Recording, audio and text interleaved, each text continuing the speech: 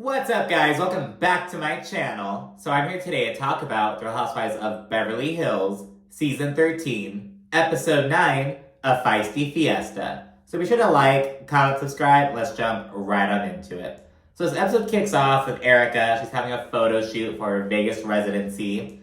We all see Sutton. She's on a blind date. And the dude's alright, you know what I mean? He mentions, like, oh, I'm from just outside of New York City. My mom still lives in like the same house she raised me in, blah, blah, blah. So it's like, oh, that's sweet. His mom's like 88 years old, trying to spend time with her while he still can. But he keeps sharing stories about her to the point where it sounds like, okay. And on the after show, she actually mentioned how he said something like, oh, you're very petite, just like my mother. And it's like, well, like, you know what I mean? It's like, oh my God. So they bring that up. At one point, he's talking about how, oh yeah, I just love the West Coast more, because it's so humid back east. He's like, I sweat like a madman. And so I was like, oh. Just like, so awkward. It's not a second date or anything.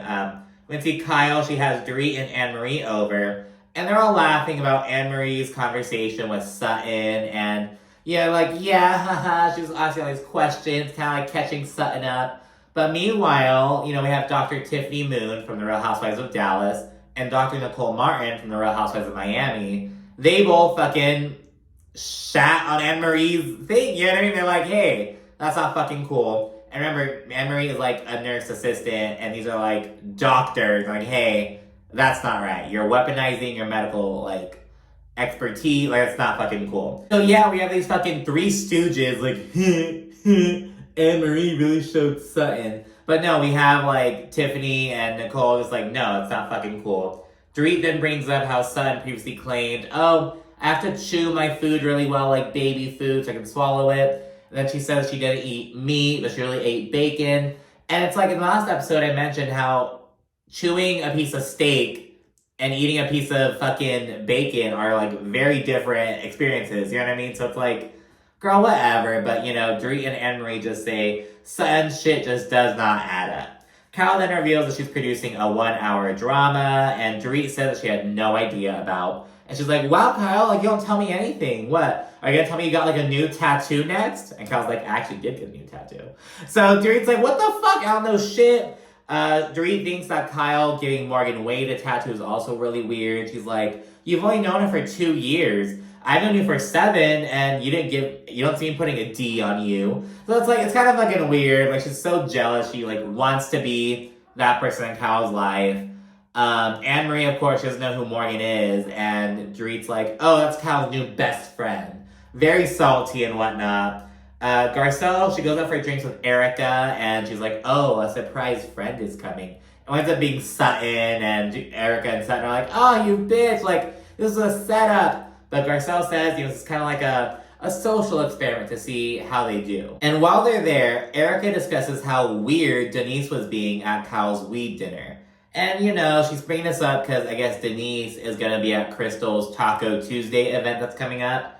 Garcelle then tells Erika, that, like, Denise is upset because back when she was on the show, they were at this, like, family kind of event. Like, Denise's kids and their friends were at that same event. And Erika was saying some shit about 3-ways, and they're like, oh, there are kids here. And Erika said something like, oh, they know what a 3-way is if they haven't already had one. And that's where Denise's issue is. And, Erika says she's essentially left that shit behind at this point. She's like, I've been through so much since then. Like, I really don't give a shit about this, basically. And Erika says she's going to be ready for Tuesday before we get this little drinking montage. After getting lit, Erika says, did you know that for only $7, you can get a naked bundle of Denise Richards, or a bundle of a naked Denise Richards on OnlyFans, something like that? And mind you, someone brought up how, people could get general admission tickets to Erika Jayne's Vegas residency for as low as $7 as well. I don't know if that's for sure, because it's already passed by now. I wasn't looking at the prices that was going on. But I did peep that tweet. So yeah, then afterwards, Sutton mentions how her driver, like, is, gonna go pick her up or whatever. And this prompts Garcelle to be like, oh, the driver you made out with? And Lay's like, oh! So we get that reveal. Lay's then get ready for the evening little Taco Tuesday event. And Sutton checks out Denise's OnlyFans. And I think it's important to know that this isn't about OnlyFans or OnlyFans creators. I think it's more about Denise Richards being on OnlyFans. Because there are like varying degrees to like someone being on OnlyFans. You can be on OnlyFans like Larsa Pippen, just showing your feet and whatnot. Suki Hana is on the other side of the spectrum. I don't even think she's on OnlyFans anymore. I think she like revealed she like made $1 million off of it and then quit the platform. But she's doing some nasty shit on OnlyFans. And, you know, she's not on the same level as like Larsa Pippen, but she is like a known figure and whatnot. Denise Richards, it looks like she'd be kind of like, I don't want to say tasteful nudes, but kind of like that kind of variety. Like, oh, here's my butt in a pair of underwear. Like, shit like that, you know what I mean? It's like there are varying degrees. I'm not sure how down Denise is getting, but it's not about the platform or that. I think it's about being a public figure on that. Sutton and her like hair and makeup person are like, oh wow, like that's kind of low, like $7. Like, girl, I'll take a cup of coffee at Starbucks. You know what I mean? On the after show, Garcelle, she's all saying like, girl, you can do more. You're a Bond girl. Like, amp the price up. So, and I think that's a fair piece of advice for Denise, I guess. Like, girl, like, come on. If you're gonna be doing that shit, like, this, like, there are fucking regular schmegular people, like, on OnlyFans for more than that. You know what I mean? But I don't know. Maybe it's, like, bringing in money. Maybe, you know, I don't know what Denise Richards is up to. I just want to point that out. It's not about the platform or people on the platform, but about Denise and, like, celebrities being on the platform. You know what I mean? Speaking of Denise, while in the car with Garcelle on the way to Crystal's Taco Tuesday, Garcelle tells Denise about how, you know, Erika's wanting to hear Denise's laundry list. This is Garcelle just stirring shit up, basically, but, you know, we'll see it. This doesn't really come to a head till after Dorit initiates it, but we'll see that later on. We also see Dorit give Kyle some shit about how, you know, she feels like an afterthought and she's hurt by the distance between her and Kyle. And in the confessional, Kyle confirms that, you know, she did, like, back up off of Dorit a little bit because of how she felt disappointed in her at the reunion, basically. You know, that Dorit and Sutton were both, like, privy to everything going on between Kyle and Kathy. But at the reunion, they were like, oh, like, Kathy just wants... Like, she felt like she wasn't supported in the moment when it, like, mattered, when it counted, you know? Which I get. Dorit then says that Kyle is morphing into Morgan, and she feels replaced, essentially. We see Crystal set up for the party. She's cutting the meat, and she feeds a piece to Rob. And she uses that same fork to cut the meat up. And it's like, oh, girl, get a new fork. We can see a bunch of her friends roll up, including Nia, who is Bill Burr's wife, this comedian. Dorit, she makes a comment when she gets there about how she's, like, always surprised to see, like, the number of friends Crystal has. And then she adds, well, you know, I know it's like 14 less than she used to have, but nonetheless. So it kind of brings that up a little bit. We need to know what happened with that. What is that, like, 14 friend? Like, what? We need to bring someone on from that group of 14 people. What happened, Crystal? But anyways, Dorit and Kyle are chatting with Nia, and they tell her about how Sutton, like, flipped out in Las Vegas over the Magic Mike show, and they prompt her to ask what happened. More people arrive. Denise tells Dorit that she was so loopy at Kyle's dinner because she had a fever, which Dorit, of course, calls bullshit on. Sutton then references Dorit, like, trying to steal her assistant Avi from her, and we see this fucking clip of it happening. Avi, can I not steal you from Sutton? Oh my god, was that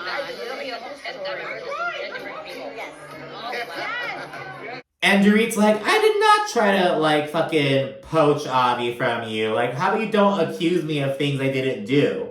And Sutton's like, well, how about you not accuse me of putting vodka in my coffee? So that's how she brings that up. And Dorit kind of pussies out. She's like, well, I don't know if you do that. I was just kind of talking. I was just speculating and whatnot. So they move on from that, kind of. And it's Erika, Dorit, Sutton, and Garcelle kind of chit-chatting. And Erika brings up how they had a great time the night before. Not the night before, but they really had a good time when they went out.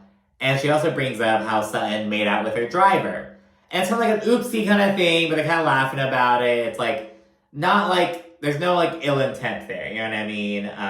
Sutton, she's like, it was just a makeout session like they would have in Happy Days. And it's like, oh, I don't even know shit about that show except like the Fonz. I just know that from like him being in Family Guy. There's like a sketch about the Fonz. So yeah, the ladies go to sit down in like the living room at that point. Dorit tells Garcelle that she's annoyed with Crystal. As, you know, Crystal doesn't say much, but when she does, she stirs shit up. Just like how she's doing between her and Sutton, allegedly. Again, you know, Dorit playing the victim, she's making these comments about Sutton's drinking, but then she's like, oh, she's starting to stir shit up by telling her. There's then some more small talk going on. Sutton tells Crystal's friend about her horse, Santos, and both Sutton and Kim, they're like, oh, I can talk to animals, like, you know, I love it. And they're kind of like all looking at them, like, what? It's like, yeah, like, girl, when you have animals, you talk to them. You know what I mean? Like, you talk to your plants, talk to your animals. Like, girl, I talk to myself all the fucking time. Like, of course I'm gonna talk to my animals. Like, duh. So yeah, then afterwards, Nia asks Sutton what happened in Las Vegas at the Magic Mike show. Sutton discusses how she felt uncomfortable and everything. And in an attempt to kind of, like, discredit Sutton or kind of, like, say that she is like has these double standards of being hypocritical, if you will, Dorit mentions how Sutton made out with her driver. And this wasn't brought up in the same way as Erika brought it up. Erika brought it up, was like, oh yeah, she did that, haha, how fun. Dorit is doing it in a way to, like, again, call Sutton out, to like, invalidate her. Like, you felt comfortable with that, but you were cool with this.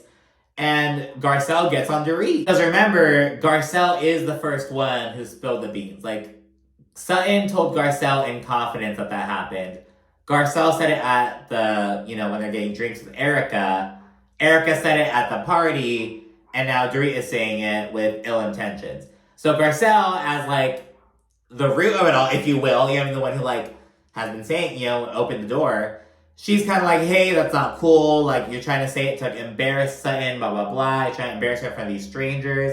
Sutton then says that she and her driver, who has become a friend to her, they had a sweet moment. And she demands to know why, you know, Dorit, who's so unjudgmental, is bringing it up. Because Dorit's like, I wasn't judging you. Then why are you saying it? It was like, it reminded me of my ex-best friend. She'd do that same fucking shit. She'd, like, make these comments, and you'd call her out. She'd be like, oh, I don't even care about that. Like, and it's like, well, girl, why are you making these weird comments? It was, like, really fucking weird. Sutton that keeps asking the same question, like, why'd you bring it up, Dorit? Why'd you bring it up, Dorit? Just like the fucking name 'em. So the exact same kind of vibe. And Dorit confirms that she brought it up to kind of, like, you know, counter Sutton's point. She's like, you know, you're talking about how much of a prude you are. I'm just pointing out that, no, you're really not. And then Garcelle again says that Dorit was trying to embarrass Sutton in front of, like, Crystal's friends. And Dorit asks for the benefit of the doubt. Dorit's stance is kind of like, I was trying to point out how Sutton, like, her things aren't adding up. I wasn't trying to embarrass her, though. And Dorit thinks that Garcelle is just looking for more reasons to dislike her, essentially. And she points out that Garcelle didn't tell Erika anything when Erika blurted it out earlier. But it's like the intention is different. It's like the difference between someone calling you like, oh, you fucking bitch, and like, you fucking bitch. You know what I mean? It's like they're different, like, intentions, the vibes. Like, it's just different scenarios. Afterwards, Dorit says that Garcelle attacked her. And Garcelle pushes back against this. She's like, I didn't just attack you. We're having a conversation. And frankly, I'm calling you out. You know what I mean? Like, that's not like... Dorit can't be the fucking aggressor and then be like, oh, you're attacking me. You're the one who's fucking, like, weaponizing the shit against Sutton. And it is very slut-shamey. Like, on top of the fucking OnlyFans bullshit and this stuff, there's a lot of that sentiment going on. But yeah, and I will also add that, you know, Sutton had a similar moment with Anne-Marie. And while Anne-Marie was completely in the wrong, you know, Sutton did say, oh, you know, why are you yelling at me? Anne-Marie wasn't yelling at you. You know, that similar kind of vibe. But yeah, Garcelle, like, you know, kind of checks Dorit on that. Garcelle also references Dorit's privilege, and Dorit's like, what does that mean? We get Erika. It means you're white. The words are different. But, so yeah, she explains that, you know, like, you as the white woman aggressor in the situation, you, like, getting called out and be like, oh, I was just attacked. That's not cool. You know what I mean? It's like, yo, you're over here starting shit, and then someone's calling you out about here being a messy bitch who's, you know, not being nice to Sutton and trying to embarrass her. Oh, you're attacking me. Dorit apologizes and she tells Garcelle she would love to have a conversation about it. Though Garcelle is uninterested. It's then hella awkward. Dorit claims to like not know where all this is coming from. To break the fucking silence, Kim Richards is like, the food was great. Like, the meat was great. And yeah, at that point, Dorit's just focused to Crystal. And then she's like, you know, why are you telling Sutton about me making that vodka coffee comment? And Crystal confirms, like, yeah, I told her because you said it. There's a little bit of a moment about that. In the middle of that, though, Sutton, she has a whole speech about how, you know, she's doing so good and you can't do as well as she's been doing if you have these issues, which is not true. High-functioning addiction is a real thing, girl, so... There's that, but you know, she does this whole little fucking speech. Continue your little chatter while I take off. And y'all are way back there. That's what's gonna happen because I am moving forward at a very rapid speed. And yeah, I think Dorit says something like, oh, does anyone else have anything else they want to say before we move on? And Dorit is like, I think that your comment was kind of judgmental.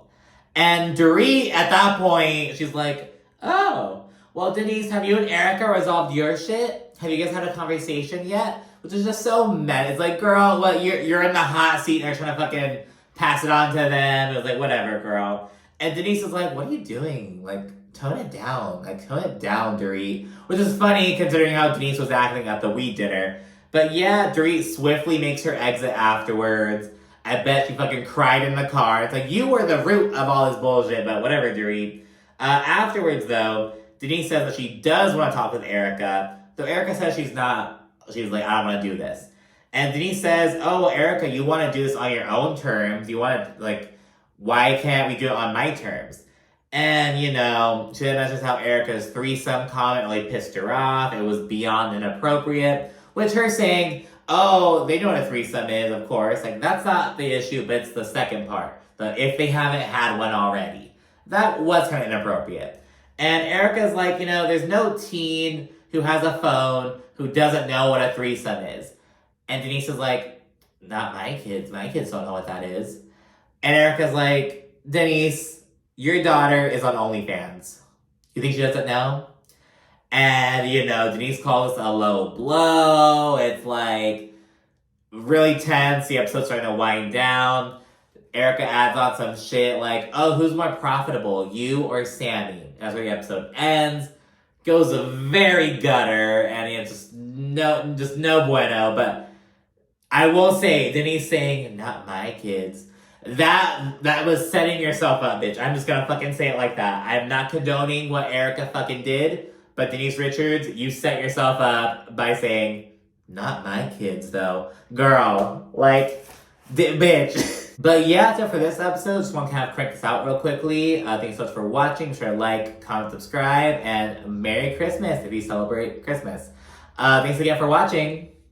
Bye.